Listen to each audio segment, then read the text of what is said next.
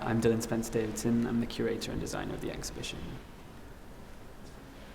The Times is the longest running daily newspaper in Britain, so the archive has a wealth of artifacts showing most of the main historical events in the last 200 years. So there was masses to choose from. So we focused it down to one part of the news reporting process, namely getting the news back from where it's happening to the newsroom, where it's then edited and typeset, etc. And that process has changed massively over the years. So back in the day, you were talking about carrier pigeons and Morse code and code words to keep the news secret, whereas nowadays it's satellite phones and news agency reports, etc. So the exhibition really documents how that process has changed.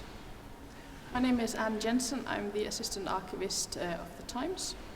Well, you sort of start by looking at sort of big events.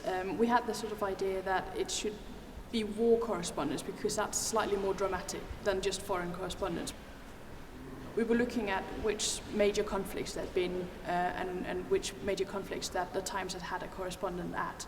And that was really the starting point. And then you sort of go into the files and start looking at the correspondence to see what the correspondents were writing back to London to try and find out if there's any really interesting or really amusing stories amongst them. I think the story about Everest and how we got the news back from the first Everest expedition is pretty impressive, just because it involved two sets of code words, one of which got compromised. They were having to Morse code messages around and use runners and keep the whole thing secret so that the news wouldn't get to other newspapers. I really like the William Howard Russell material that's in the exhibition, mainly because it's the oldest, but also it's a very nice collection. We have his diary from the Crimean War in 1854-55, and we have his sketchbook as well, where he was drawing sketches of the things he saw there.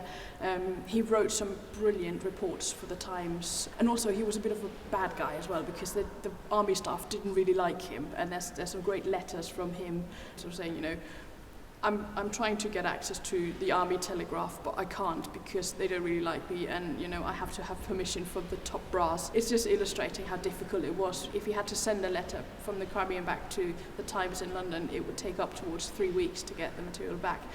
Had he got access to the telegraph, it would have been, you know, maximum a day.